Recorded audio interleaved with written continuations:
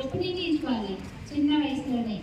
Parents చెప్పారనో అదేవిధో friends చేస్తున్నారనో ఇలాంటివి కాకుండా మనంతటా మనమే ఒక వయసు వచ్చిన తర్వాత మనకు ఆలోచనలు వస్తాయిగా.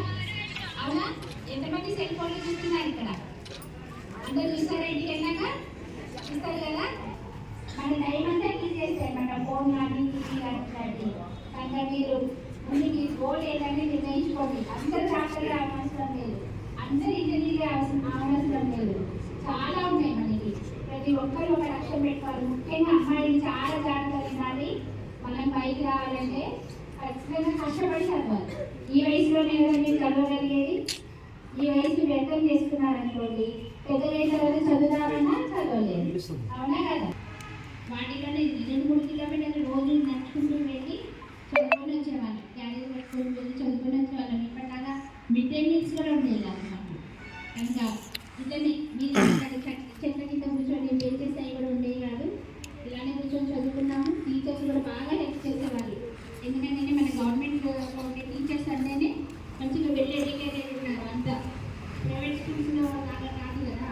మంచిగా చదువుకున్న వాళ్ళు ఉంటారు, మనకి మంచిగా హెల్పింగ్గా ఉంటారు, అన్ని సబ్జెక్ట్స్ అర్థమయ్యేలా చెప్తారు. కనుక అలా కష్టపడి చదువుకున్నది డాక్టర్ అయ్యారు. ఫస్ట్ గోల్ అయిపోయింది. రెండో గోల్ ఏంటి? అందరికీ సర్వీస్ చేయాలి. ఆ ఉద్దేశంతో గవర్నమెంట్ డాక్టర్ అయ్యారు. గవర్నమెంట్ హాస్పిటల్ కూడా నేను చేసింది కూడా అశ్వాపేట, దమ్మపేట, లంకా సాగర్ ట్రైబల్ విలేజెస్ కొని చేశారు. నా చేత నేను అంత సేవ చేసుకుంటూ వచ్చాను వాళ్ళందరికీ కూడా. తర్వాత ఇప్పుడు ఎమ్మెల్యే అవ్వాలని గోల్, అది కూడా రీచ్ అయ్యాను. ఎందుకు? ఇంకా ఎక్కువ మందికి సేవ చేయొచ్చు. డాక్టర్గా ఉంటే కొంతమందికే చేస్తాం. అదే ఎమ్మెల్యే అయితే చాలా మందికి సేవ చేయొచ్చు.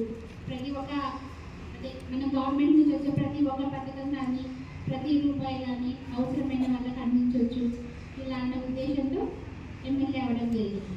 అలాగే మీరందరూ కూడా ఏదో ఒక గోల్ పెట్టుకొని ఆ గోల్ రీచ్ అయ్యేందుకు కష్టపడి మీరు చదివి ఇప్పుడు మీ డ్యూటీ ప్రథమ కర్తవ్యం చదవడం. 2 మన తల్లిదండ్రులకి రెస్పెక్ట్ ఇవ్వడం. 3 మన ఉపాధ్యాయులకి రెస్పెక్ట్ ఇవ్వడం. వాళ్ళు ఏది చెప్పినా కూడా మన మంచి కోసమే కదా, మన భవిష్యత్తు బాగుండాలనేనా? అంతే కదా.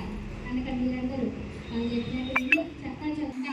క్లాస్ ఫస్ట్ ఏం కాదు, మామూలు యావరేజే, కాకపోతే కష్టపడి చదవడానికి స్టేజ్కి వచ్చారు. అలాగే మీరందరూ కూడా మంచిగా చదవండి. మీకు ఏ సహాయం కావాలన్నా, ఎప్పుడు ఏ సహాయం కావాలన్నా మీ స్కూల్కి కానీ మీకు కానీ ఎప్పుడైనా కూడా నన్ను సంప్రదించవచ్చు. మొట్టమొదటి మీరందరూ గర్ల్స్ హై స్కూల్ అంతా ఫస్ట్ ప్రిఫరెన్స్ మీకే ఉంటుంది. ఏ అవసరమైనా కూడా, ఏ అభివృద్ధి అయినా కూడా మీ